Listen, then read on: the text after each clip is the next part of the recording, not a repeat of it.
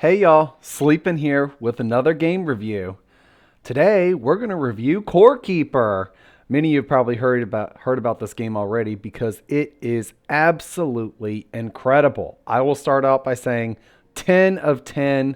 This is one of the best games I've ever played.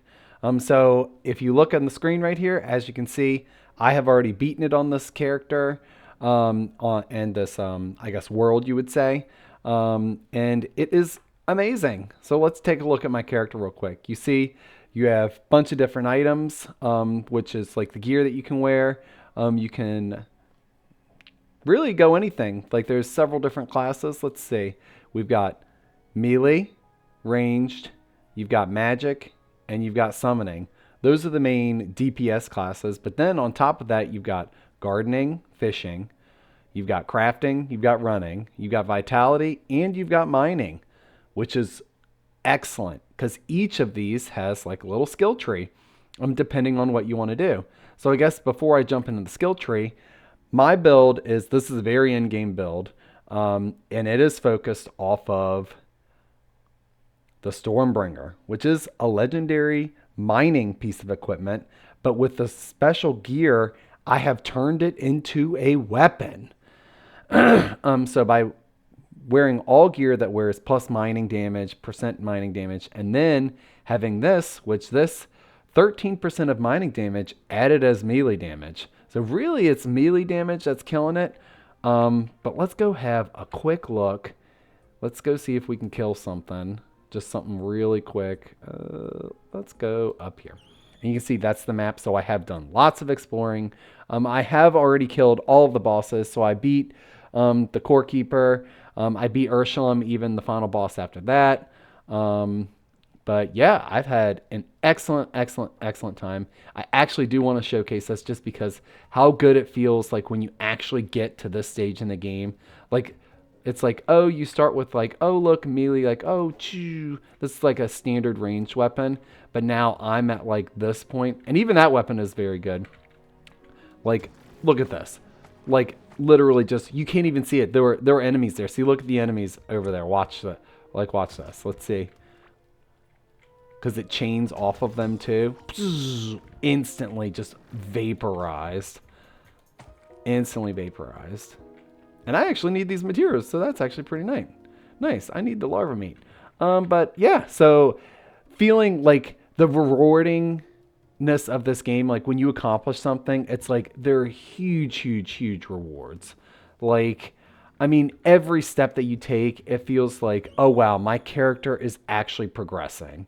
Like, and there's so much customization in this. Again, there's like melee builds, there's ranged builds, there's magic, there's summoning, and it's just a ton of fun. And even like expanding on that, if you look at all my different food, I have food that just gives me all the buffs for crit damage, melee damage, health, restored health, and you can have all of these up at a time. And it's actually, the cooking system is actually very easy and very simplistic to use. So once you discover the recipe, you have your huge recipe book. And it's pretty easy, like, because the basic materials, they all give the same buff. So combining and mixing the materials, it's like, oh, I want this buff from this item and this buff. You mix them together and you'll get both buffs. So it's like a win-win. And I mean, the cooking is very easy. You just throw the materials in, starts cooking, and you're good to go. And then let's go take a look at the farming. So as you can see, farming in this game is huge. I've got my sprinklers, which I love not having to water my crops every day because that would be very tedious. As you can see, I have a pretty large farm with all sorts of different crops. But yeah, and then when you actually want to farm for the crops, like, let's see. Let's put on my little hoe. And then you click, watch this. Boom. All in one click. Boom. And that also collects the seeds for you. So it's very simplistic, very easy to use. Not complicated at all. Love the farming system. It's like an added bonus. You also get to raise animals if you want. As you can see, I created just a large space. I originally had them all separated by animal type, but I got my cows, I got my goats, I got my dodo birds, and then I also have the turtles in here as well. And they as long as if they're fed, they will drop different type of materials that you will use for crafting purposes. Here's a little base tour. Definitely very proud of it. I used lava as the bottom, and I used the glass bridge to make it all look like this because it's all lit up. Love it. Super cool. Then let's go over here and let's take a look. Say this is kind of like my farming, my mat farms. I set it up just so, because especially for the oozes and the slimes, you're definitely going to need a lot of them if you're crafting lots of potions. And then I have, this is my super, super late game. I got all these laser guns. Just because who doesn't like mats? And as you can see, I just run around and grab them because they'll just be killed and drop on their own. So I think it's pretty cool. And you can set up your base anyway. You don't have to be super complicated like this. They also have conveyor belt systems. So you could have all these things being killed and then it just funnels directly back into your base. And you could even do it to where it funnels directly into a chest. So you have nothing. And luckily, like, so here's my crafting area over here. As you can see, there's probably like 20 to 30 different crafting stations. All of the materials in each of these chests, they are linked. So to the crafting station, that is. They are not linked by individual, sadly. But I don't find it that big of a deal. I think it's done very well. Like, so if I go into a certain crafting station, it's like, oh, look, my materials are here. Oh, and this is actually the upgrade station because you can upgrade all your gear. So you see this is item level 19. That is the max level for upgrading currently. Who knows, maybe they will expand it more. But yeah, so upgrading your gear. Then you can also reinforce your gear, which you will see like on specifically some of my weapons and then the 3 armor pieces. This does give you bonus stats. And when it does wear off, it's kind of like based off of damage. It will just fall off and then you will lose that buff. But then you definitely don't want to let your equipment break.